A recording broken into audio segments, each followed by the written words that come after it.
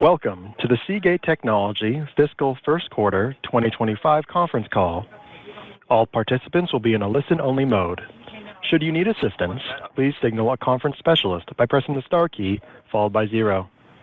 After today's presentation, there will be an opportunity to ask questions. To ask a question, you may press star, then 1 on your telephone keypad. To withdraw your question, please press star, then 2. Please note, this event is being recorded. I would now like to turn the conference over to Shanye Hudson, Senior Vice President, Investor Relations. Please go ahead. Thank you. Hello, everyone, and welcome to today's call. Joining me are Dave Mosley, Seagate's Chief Executive Officer, and Gianluca Romano, our Chief Financial Officer. We've posted our earnings press release and detailed supplemental information for our September quarter results on the Investors section of our website. During today's call, we will refer to GAAP and non-GAAP measures. Non-GAAP figures are reconciled to GAAP figures in the earnings press release posted on our website and included in our Form 8-K. We've not reconciled certain non-GAAP outlook measures because material items that may impact these measures are out of our control and/or cannot be reasonably predicted. Therefore, reconciliation to the corresponding GAAP measures is not available without unreasonable effort. Before we begin, I'd like to remind you that today's call contains forward-looking statements that reflect management's current views and assumptions based on information available to us as of today. Should not be relied upon as of any subsequent date. Actual results may differ materially from those contained in or implied by these forward-looking statements, as they are subject to risks and uncertainties associated with our business. To learn more about the risks, uncertainties, and other factors that may affect our future business results, please refer to the press release issued today and our SEC filings, including our most recent annual report on Form 10-K and quarterly report on Form 10-Q, as well as the supplemental information, all of which may be found on the Investors section of our website. Following our prepared remarks, we'll open the call up for questions. In order to provide all analysts with the opportunity to participate, we thank you in advance for asking one primary question and then re-entering the queue. I'll now hand the call over to you, Dave. Thank you, Shanye, and hello, everyone. Seagate delivered a strong start to the fiscal year, with revenue growing nearly 50% and non-GAAP gross profit increasing over 150% compared with the prior year period. These results demonstrate our ability to drive profitable growth, which is the outcome of sustained supply discipline and the strategic cost efficiencies that we have built into our operations. Fiscal first quarter revenue came in at $2.17 billion, and non-GAAP EPS was $1.58.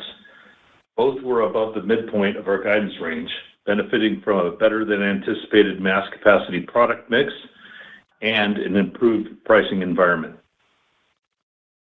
Continuing cloud demand strength, coupled with improvement in the enterprise and OEM markets, drove top-line growth and also contributed to enhanced profitability. Company non-GAAP gross margin expanded by 240 basis points sequentially to 33.3%, the highest level in over a decade. This impressive performance was driven by our HDD business, with non-GAAP gross margins now in the mid-30% range. Amid a healthy industry supply-demand environment, we anticipate further margin expansion opportunities as we ramp our portfolio of high-capacity nearline drives, including our Mosaic-based HAMR products, which I'll discuss shortly.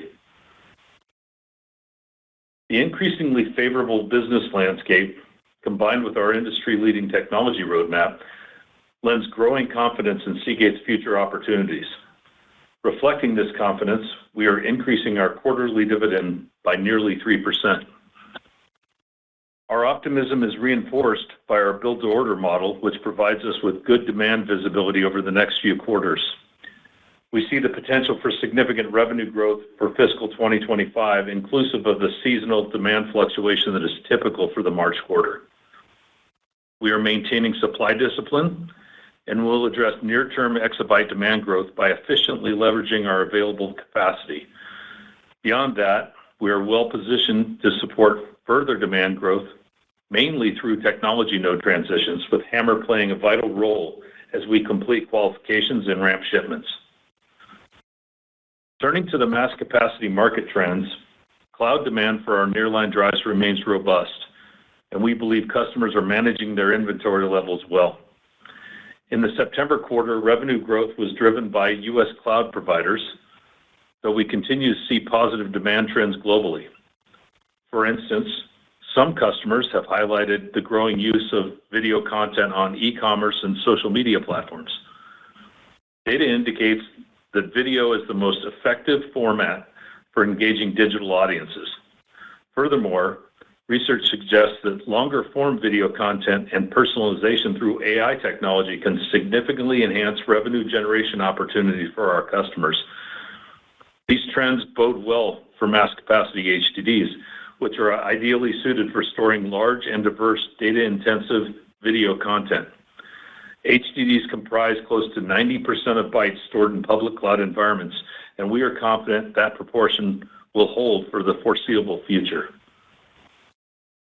Among enterprise and OEM customers, we observed the first meaningful uptick in nearline demand following a multi-quarter period of stability. This increase reflects an improvement in traditional server demand, as well as higher storage content per unit, pushing the average capacity per enterprise drive to a new record high.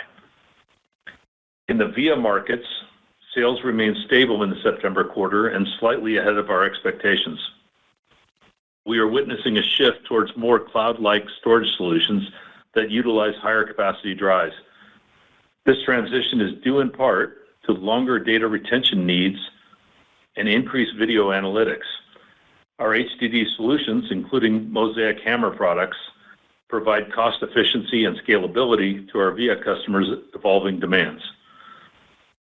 These same advantages are also crucial for generative AI applications, which is why we continue to believe Gen AI will be a driver of mass capacity storage simply by being a powerful catalyst for data creation.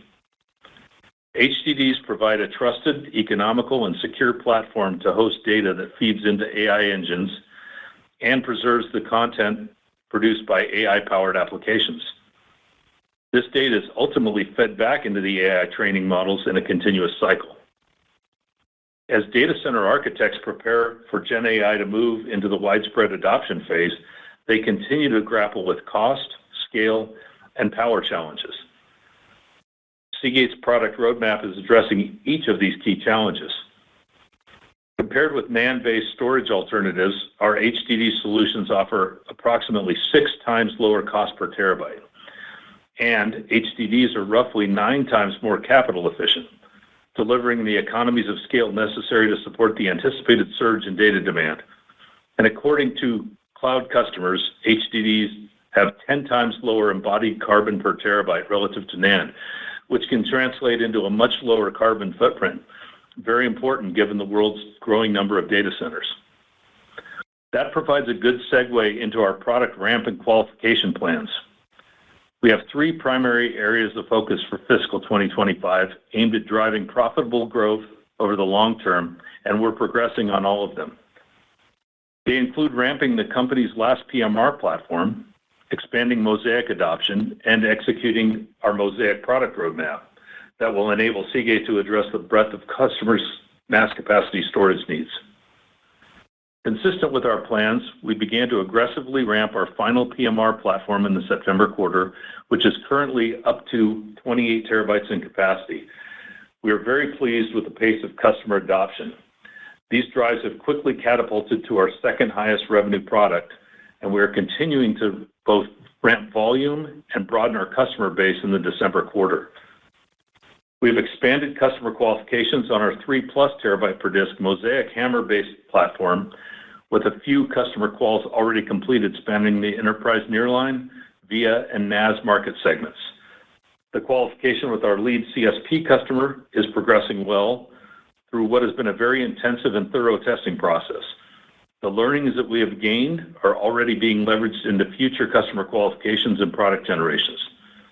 To that end, HAMR qualification drives are now in the hands of multiple global cloud and enterprise customers. Our expectation for shipment and revenue ramp timing across the broader customer base still points to mid-calendar 2025. Our confidence in HAMR technology remains strong, and customer feedback has reinforced our value proposition that the Mosaic platform provides the foundational technologies required to satisfy high-capacity storage requirements at the lowest total cost of ownership. We expect to extend our technology leadership as we deliver on the next stage of our HAMR roadmap, the 4+ terabyte per disk platform. As a reminder, the step function capacity increase to 4 terabytes per disk is being achieved entirely through areal density gains, supporting our cost per terabyte reduction path with additional benefit to both customer TCO and Seagate's structurally improved margin profile.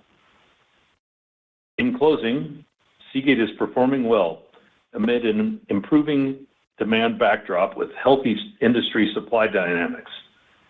We are at an exciting inflection point rooted in the structural changes we've made to our business and with our compelling technology roadmap.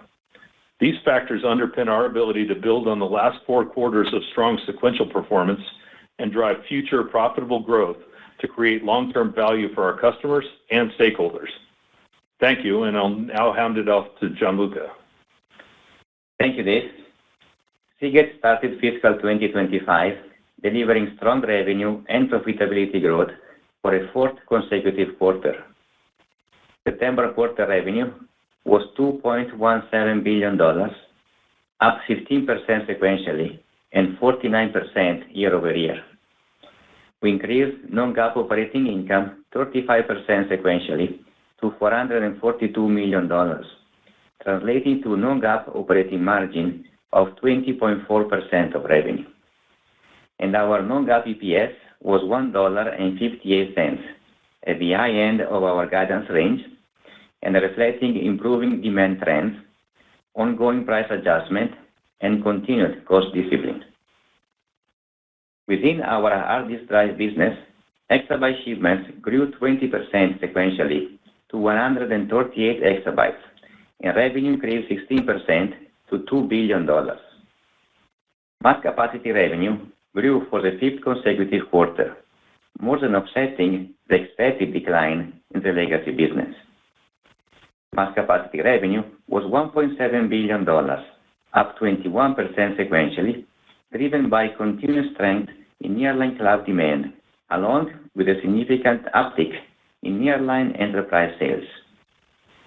Mass capacity shipment totaled 128 exabytes, compared with 104 exabytes in the June quarter, up 23% sequentially.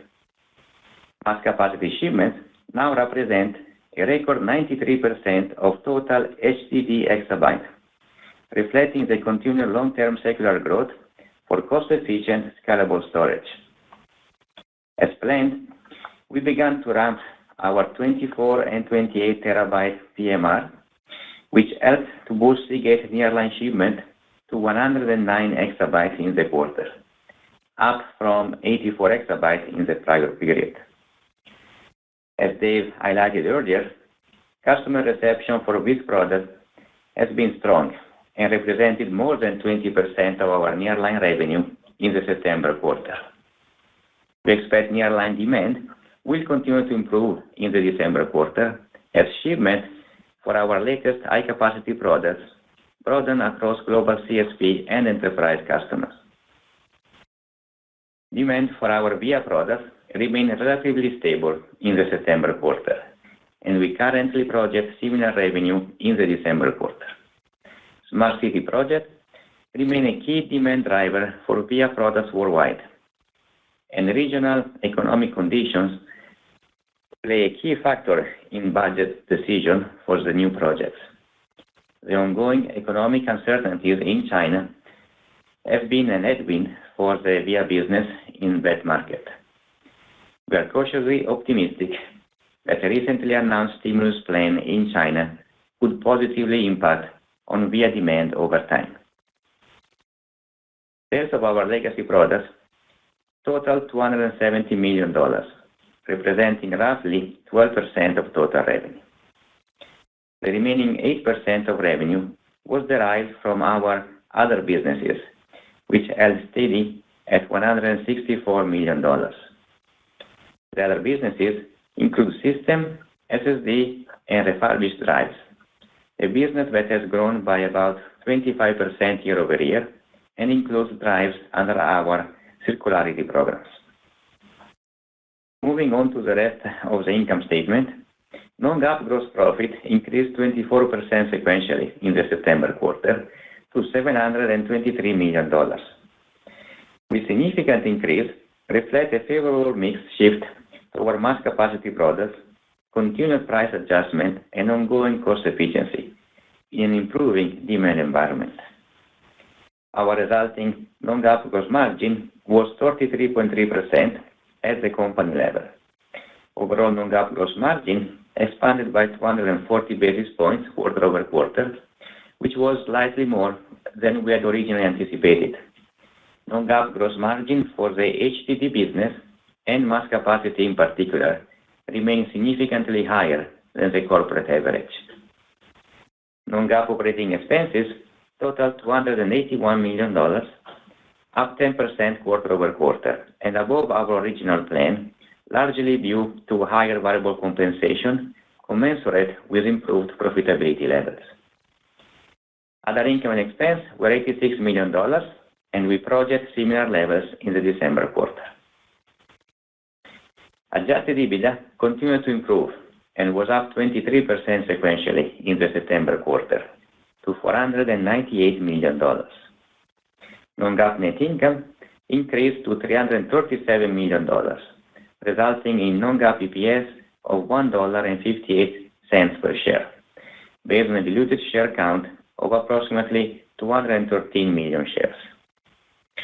Moving on to cash flow and the balance sheet, free cash flow generation was $27 million, reflecting our initial steps to normalize working capital to support our supply chain, while at the same time meeting increasing mass capacity demand. It will take a couple more quarters for working capital to fully adjust, which will have some impact to free cash flow generation. Even so, we expect free cash flow to improve in the December quarter and through the rest of the fiscal year. Capital expenditures for the quarter were $68 million. For fiscal 25, we will maintain capital discipline and continue to expect CapEx to be at the low end of the long-term target range of 4 to 6% of revenue. We returned $147 million to shareholders through the quarterly dividend, exiting the quarter with 211 million shares outstanding. As Dave mentioned earlier, the company approved an increase to our quarterly dividend, raising the quarterly payout to 72 cents per share and reflecting our long-term confidence in the business.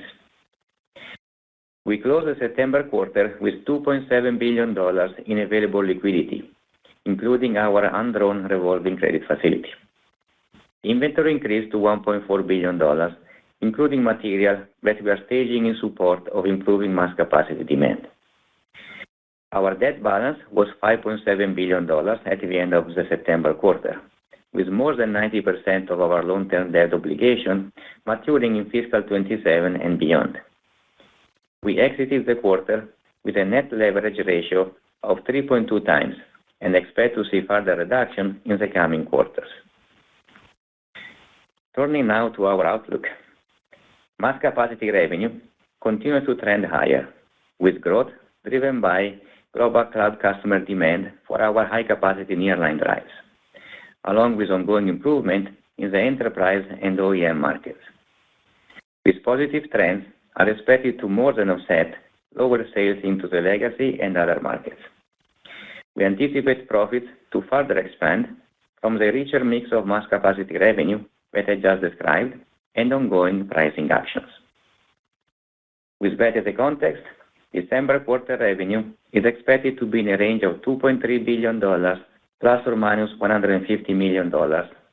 At the midpoint, this represents an increase of 6% sequentially and 48% year over year. Non-GAAP operating expenses are expected to be in the range of $285 million. At the midpoint of our revenue guidance, we expect non-GAAP operating margin to expand into the low 20s% range. We expect our non-GAAP EPS to be $1.85 ±20 cents, based on a diluted share count of approximately 214 million shares and a non-GAAP tax expense of about $20 million. I will now turn the call back to Dave for final comments. Thanks, Gianluca.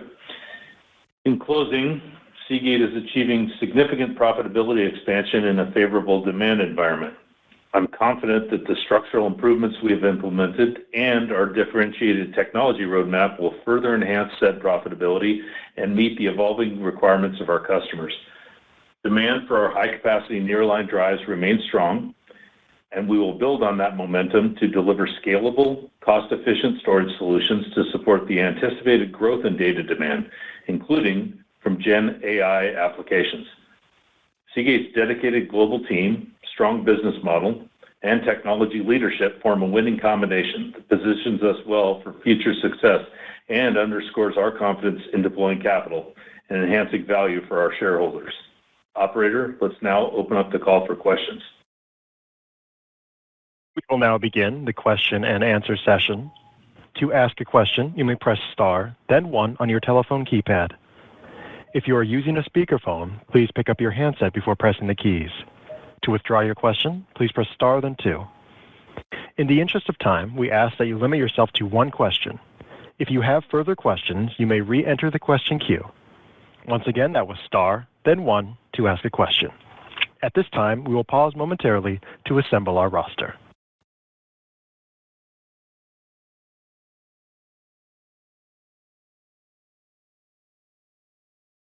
And our first question today comes from Wamsi Mohan with Bank of America. Please go ahead. Yes, thank you so much. Dave, was wondering if you could flesh out a little bit your commentary around this build-to-order and very good demand visibility into this fiscal year. You noted significant demand growth, including some seasonality that you typically expect around March quarter. I was wondering if you could maybe elaborate a bit on maybe some bookends around what you're thinking around demand growth. Is March quarter seasonality going to be different from what you've experienced before?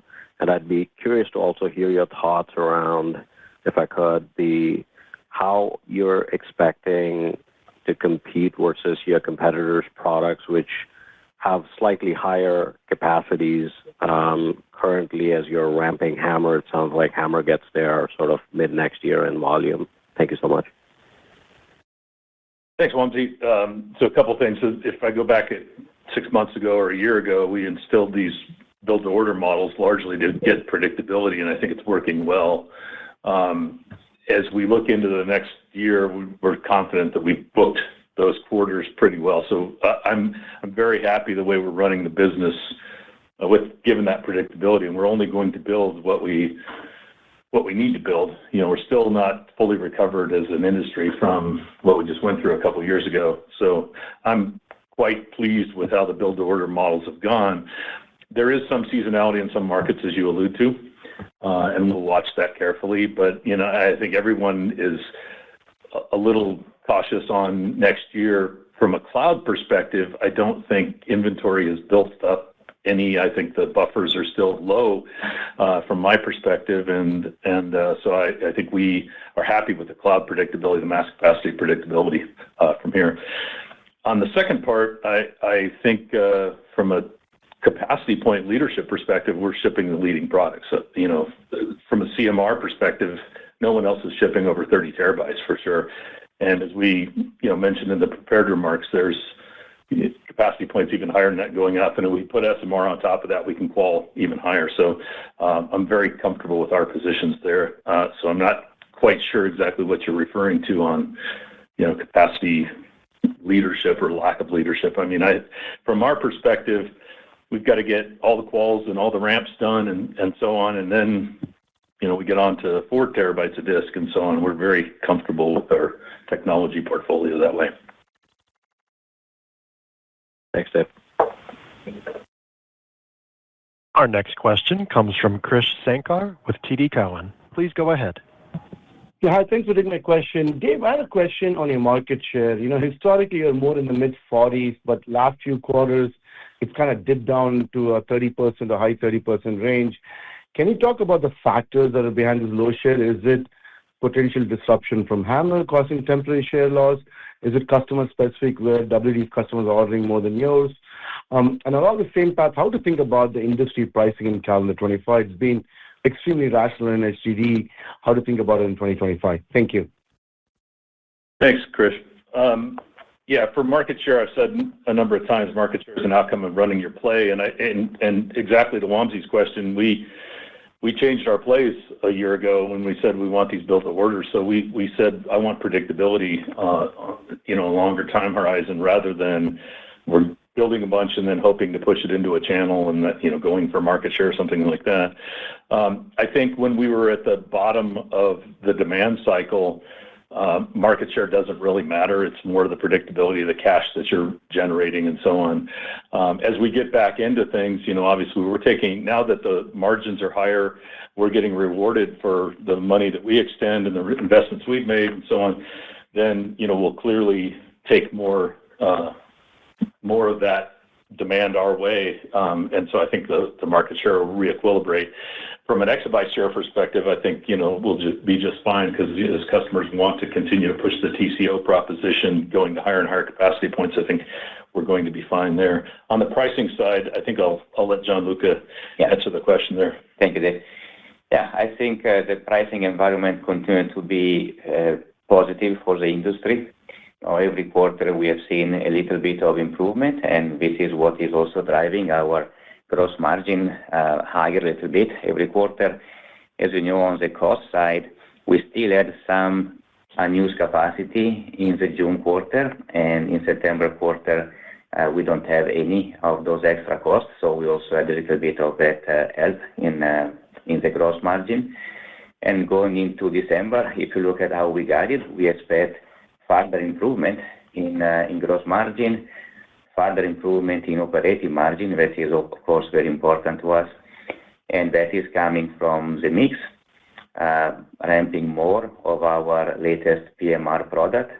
Of course, we also have a certain volume of HAMR in our December quarter, and the pricing action that is still ongoing. And we have a good balance between supply and demand in general for Seagate, and I think for the industry.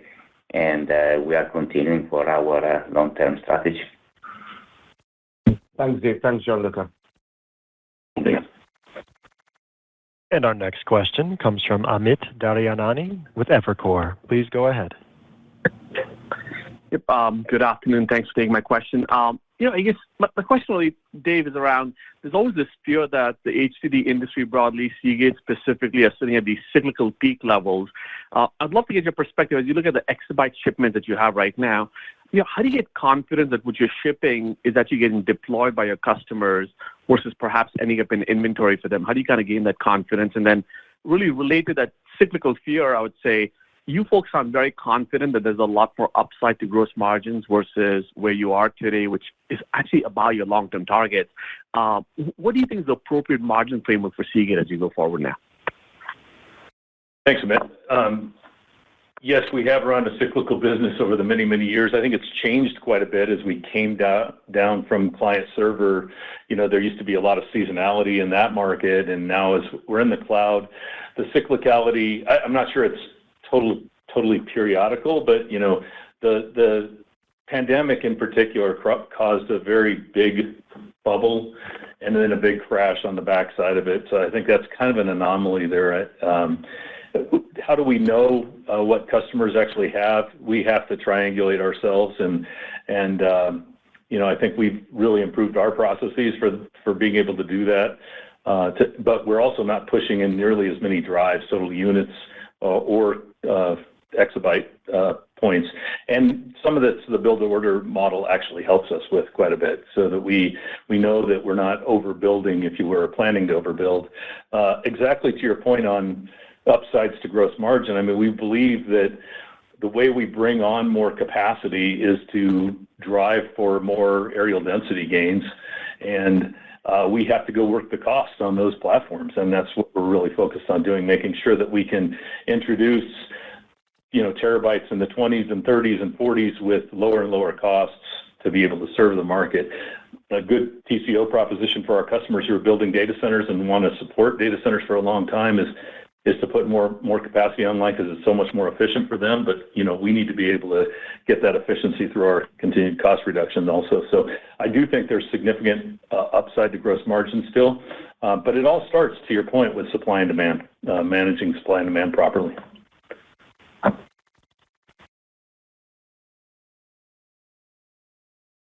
And our next question today comes from Eric Woodring with Morgan Stanley. Please go ahead. Great. Thank you guys for taking my question.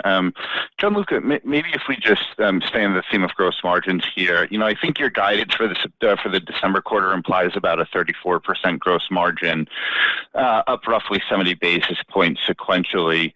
You've been growing gross margins by about 2 to 4 points sequentially over the last 4 quarters.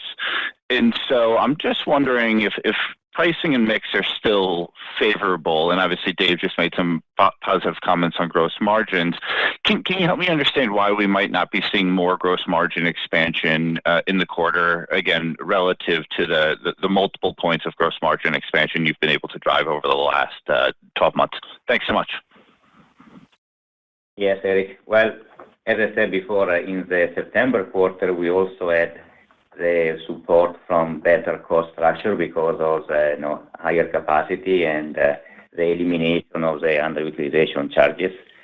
That was about 100 basis points in our gross margin improvement. We are not going to have that improvement in the December quarter because now we don't have any underutilization charges anymore. But we are still progressing with our pricing structure, and we are making a good ramp of our latest PMR product, and we will see some volume on HAMR. So all those are positive. And as you know, we guide based on a forecast that we have at the beginning of the quarter, and then we execute during the quarter as best as we can. And our focus is to keep improving quarter after quarter. We are not trying to increase too much at one time. We want to be consistent and keep this cycle up for as long as we can.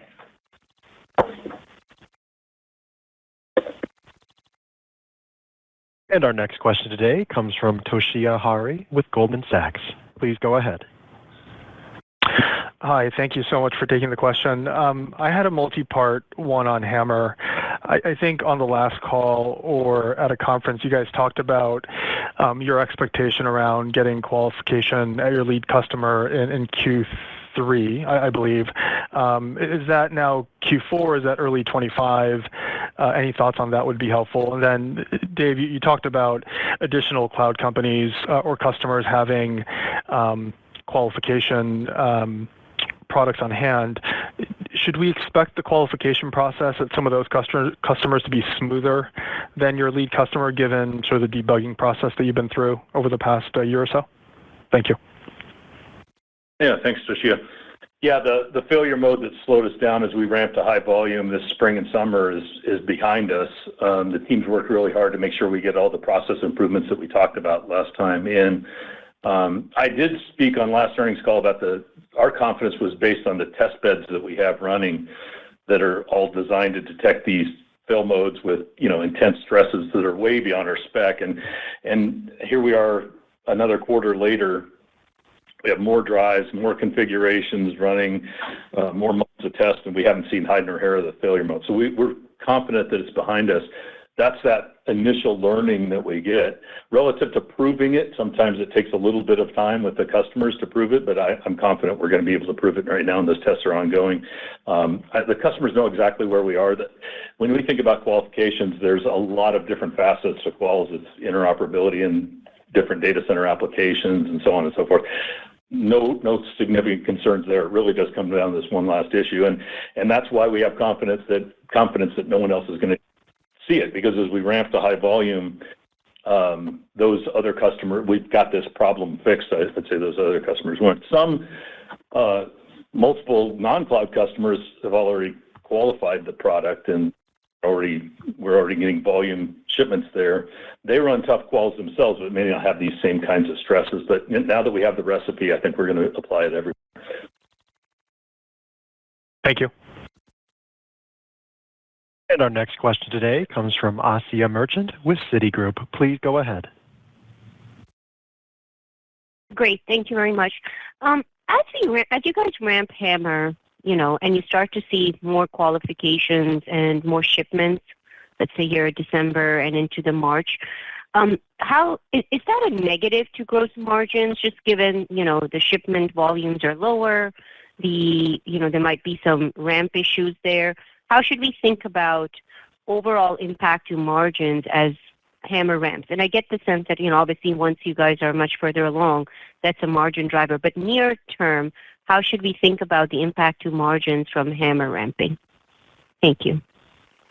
Thanks, Asiya. Yeah, near term, we don't want to give it away. Long term, we don't want to give it away. So, we definitely want HAMR to be accretive to gross margin, and we think it does add benefit to our customers as well. So there's a trade-off. Do they want to, increase the capacity for the data center build-outs that they're doing, and then we have to say you have to make sure you pay for it to replace the drives. As we said before, our factories are largely full, so to take drives out of those or take the supply out and turn it over to HAMR, we have to make sure we're getting paid for it. And I'm confident we can do that in the near term as well. It's just a matter of managing the supply and demand picture properly. Yeah, I'll say on the cost side, at similar level of volume, HAMR cost per terabyte is below the PMR cost per terabyte. So for sure there is an advantage on HAMR. And the pricing, of course, depends from the timing and where we are in the cycle. But at this point in the short term, there is no reason why HAMR should not be accretive to our gross margin.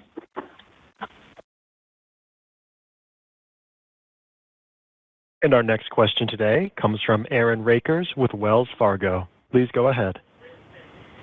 Yeah, thanks for taking the question. Thanks for taking the questions. A couple just real quick model questions. It looks like your OpEx was a little bit higher than you expected in this quarter. I'm curious, relative to the $285 million guide, how do we think about the trajectory of operating expenses as we look out into the March quarter or beyond? Any kind of framework of what kind of we could think about from a normalizing operating expense perspective? And then, as the kind of quick follow-up, as you get the, I think it's $480 million of debt maturing in January. From that level, how are you thinking about the possibility of re-entering, share repurchase activity going forward? Yes, on the OpEx, the increase between June and September is only due to variable compensation. So we are not hiring more people. It's just a matter of, last year we didn't have variable comp, and this year we have variable comp at a fairly good level. So from here, I would say probably we stay fairly flat through the rest of the fiscal year, around 280 to 285. I think that is a new range. The debt, as you said, is maturing in beginning of January. So as we said before, we are going to address that with cash on hand. So we start reducing our debt. We want to be even a little bit lower before we will start share buyback. So I would say, as you know, we have increased dividend. That is a top priority for the company. And then we want to take care of the debt. And then after that, we will look at share buyback, probably a little bit farther in time. Good. Thank you. Thank you. And our next question today will come from Timothy Arcuri with UBS. Please go ahead. Thanks a lot. I had a question about the capacity outlook now, given that you're kind of bumping up against your max, today. So unless you decide to add more, you're going to ship close to that 130 exabyte of nearline, probably not in December, but quite soon. So you've grown nicely off the bottom on mix and on exabytes coming back. But if you're not going to expand capacity, should we think of things starting to flatten off from here? And I realize that pricing is going to go up, but but it seems like you kind of lose a degree of freedom in the model unless you start to expand exabyte capacity. Thanks. Yeah, Tim, I think exactly to your point, we'll expand exabyte capacity by transitioning to new products. And so if you think about it, as I go from 20 terabytes-ish to 30 terabytes-ish to even 40, someday we'll be able to expand exabyte capacity without adding significant capacity from a drive or heads or media perspective. We'll just use it much more efficiently on an exabyte basis. And, that's where we're confident that we'll be able to also take out cost at those higher capacity points, which is what builds into the margin proposition into the model.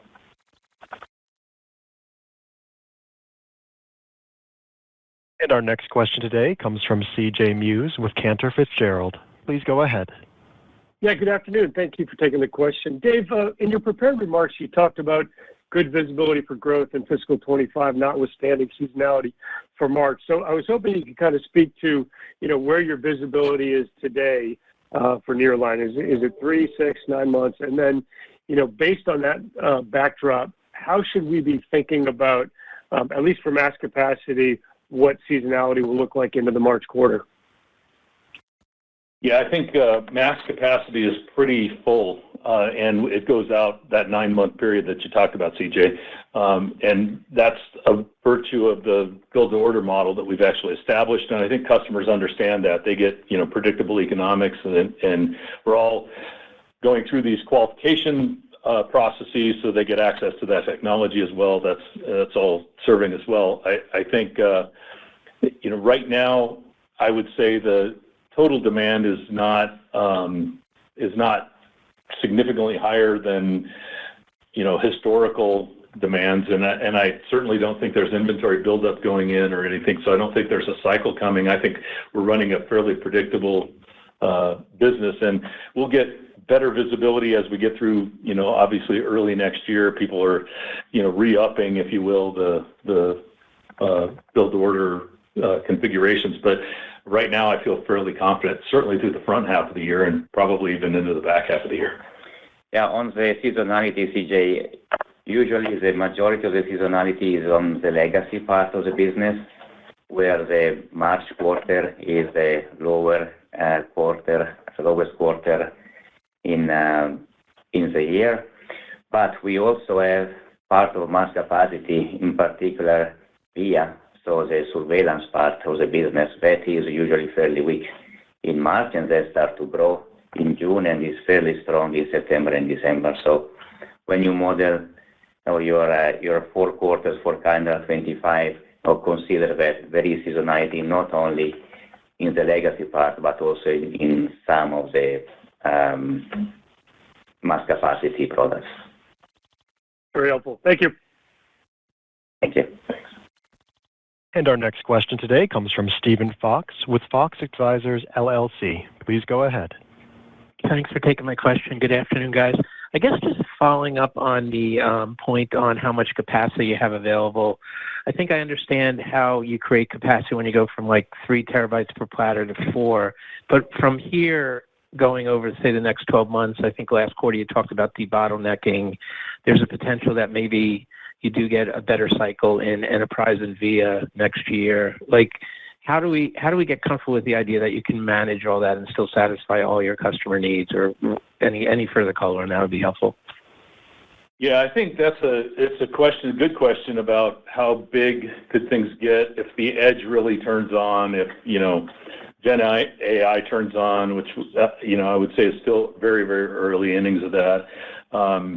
If there's some kind of macro recovery in all the markets, and we're not there yet. We're still being very cautious on any supply, and any additional supply we would have to put on would be very long lead time.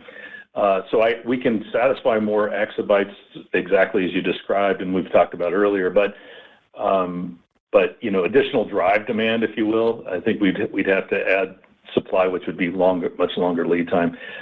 As we spend 4% of our revenue on CapEx, we do add technology transition capacity, so you get some small capacity adds because of that. As you're buying new tools, they tend to be more efficient. But the growth would be necessarily slow, I think. Okay, that's helpful. Thank you. And our next question today comes from Ananda Baruah with Loop Capital. Please go ahead. Yeah, good afternoon, guys. Thanks for taking the question. I guess, Dave, sort of sticking right there on the capacity question, you know, if things progress as you anticipate with HAMR, in the event that even with HAMR and aerial density increases, you know, sort of data increases, you know, Gen AI, video apps, et cetera, you know, all of that, were to put you in a position where you were to want to be increasing capacity. What you just mentioned, long lead times. What is that process? Can you give us some sense of what that process could look like? You know, we've also heard about, you know, there's kind of the whole component chain that you have also needs to be tended to. I guess just what would be the ways that you guys could maybe get at that? That'd be helpful. Thanks a lot. Yeah, thanks, Ananda. I think that we fixate in our industry on the highest capacity point, and obviously, you know, that's the max capacity gets a lot of attention.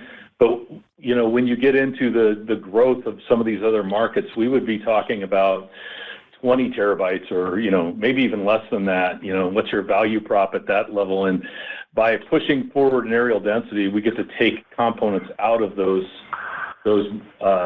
capacity points, so we can actually hit much more aggressive price bands if we want to, and still maintain really good margins. And then those components that are freed up go, you know, you can make twice as many drives with half the components being dedicated to each drive, right? So you know, I think that's where if we saw a resurgence, yeah, aerial density helps solve a lot of problems, because you can go address those markets that are, you know, half capacity, if you will, of the max capacity in a much more efficient way.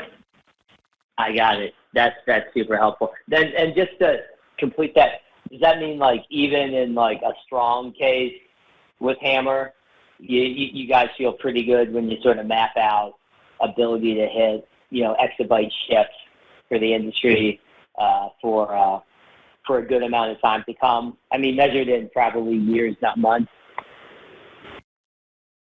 Well, it depends, right? We have our supply plan. We know if demand is much higher than our supply plan, of course, we will have a little bit of imbalance that we have time to address. But our focus is on technology transition, is not on more units, and we think this is the most profitable way for the industry to progress in this period of time, and this is what we want to do. So let's see where demand is in 2 or 3 quarters from now, but we know where our supply will be. Thanks, guys. Thanks. And our next question today comes from Vijay Rakesh with Mizuho. Please go ahead.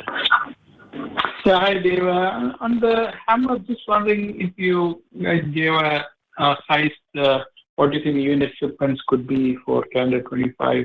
And Gianluca, I think in the past we talked about trying to bring on some of the idle fab capacity and headcount as you start to bring some of the capacity back on. Can you lay out how that roadmap looks like? Thanks. Thanks, Vijay. Yeah, we didn't speak specifically about how many units and how fast we'll push. We said that, you know, mass qualification will be done for all these customers that we just shipped to probably by mid-2025.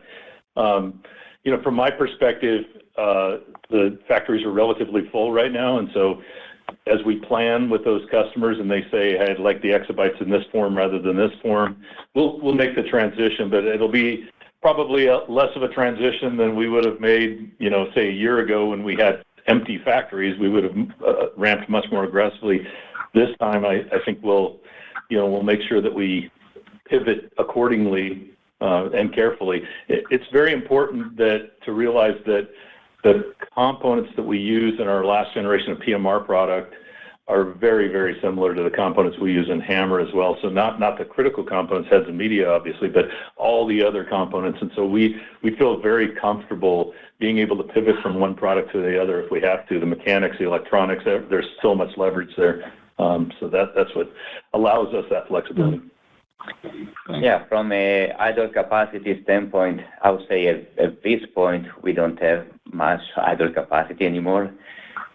So what we are doing is now moving faster into technology transition, now with our latest PMR product that we are ramping very aggressively already in the September and December quarter, and then the transition to HAMR will generate a certain level of additional exabytes that would support the increase in demand.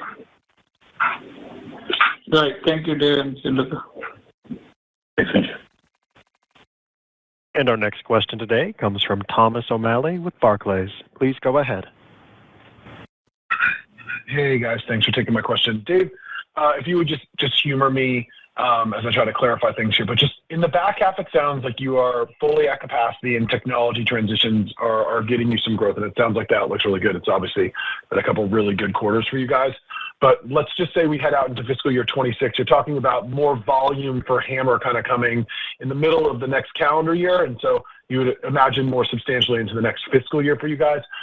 If you guys were to see further delays on the HAMR side, what actions would you guys take, just given the fact that you're at capacity and wouldn't, from a factory perspective, and you wouldn't see the technology transitions?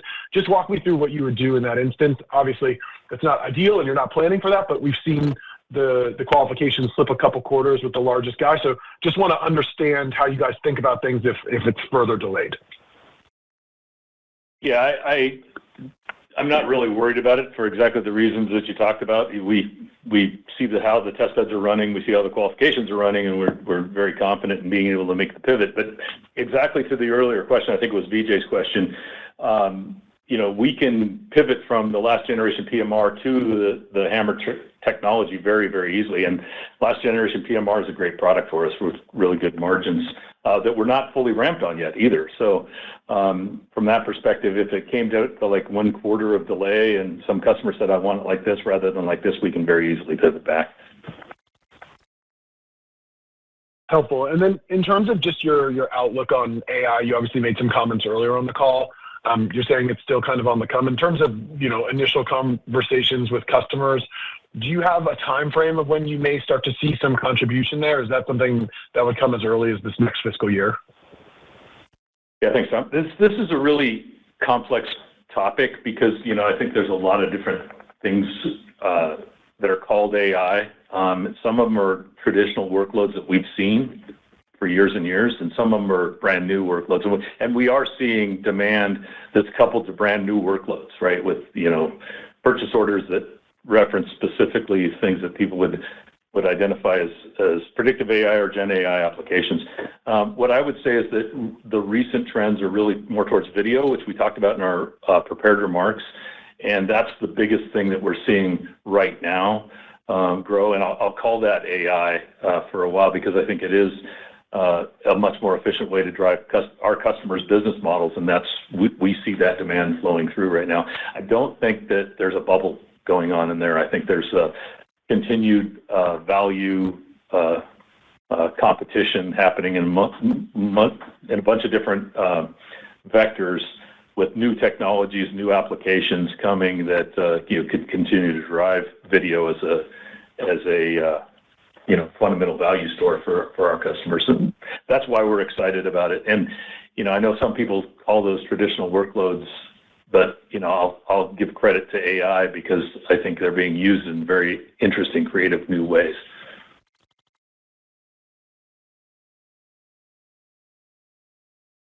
Our next question today comes from Mark Miller with The Benchmark Co. Please go ahead. Congratulations on your upside results and your good guidance. I just want to go back to AI and the opportunity there. Do you believe that PCs with AI chips will drive a major refresh cycle? And if so, when? Second half of next year? Yeah, because, Mark, I don't have a ton of visibility into that, although I do talk to some of these customers that I grew up with about that exact topic. I think that the PC space has been relatively slow to adopt new applications of late, and I think that's about to change. How quickly it'll change is still anybody's guess. And of course, it's not about speccing new hardware, it's about speccing new applications that come. And most of those applications are, to your point, they're video applications. So yes, I do think that when you can enable creative professionals certainly to create, especially video, but audio counts as well, and all kinds of other analytical tools that happen at the edge. You allow them to create much more aggressively, I think they'll spin off more data. Some of that data will be serviced by the cloud service providers that already are, and so we see those applications growing, but some of it may be closer to the edge, and we're really excited about that. It's still very early, but and I can't really predict where AI PCs are going to be just yet, but I think from what I'm seeing from application development, I'm excited about it. I think it is going to be a driver in the near future. Okay, just one other question. You mentioned there was little idle capacity at the moment. What is the factory utilization in your hidden media fabs? Are they 85% or higher? Yeah, fairly high in both. I think we do have capacity as we transition to HAMR. We can, because we've dedicated a lot of that space to experiments, if you will, in the last few years, and so now some of that can become production instead of experimentation.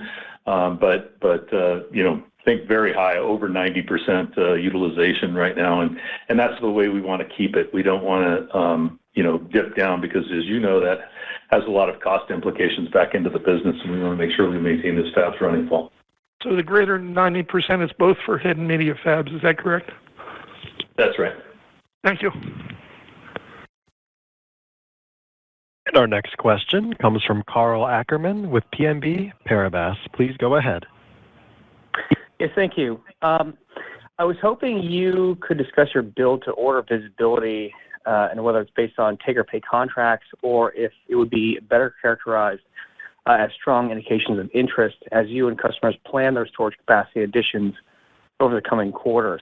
And secondarily, if I may sneak in another one, I was just hoping you could also discuss the mix of SMR today and perhaps going forward as we think about the mix of these higher capacity products going into December and into 2025.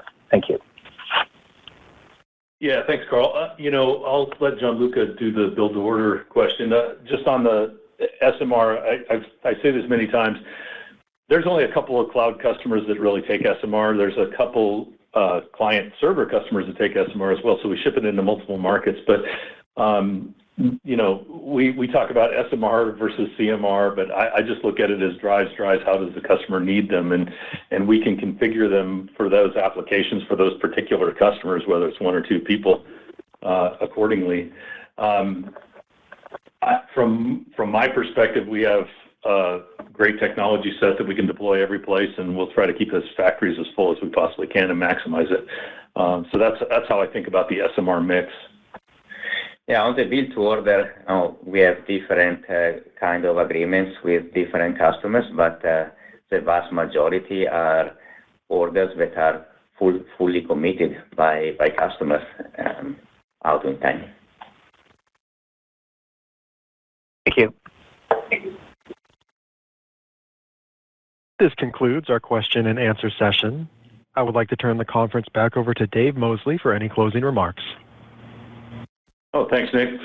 Our strategic improvements and advanced technology roadmap position us well to meet evolving customer needs and drive future growth. We remain committed to delivering value and scalable storage solutions for our customers. I'd like to thank our dedicated team, our supply chain partners, and our shareholders for your continued support. Thanks. Talk to you next quarter.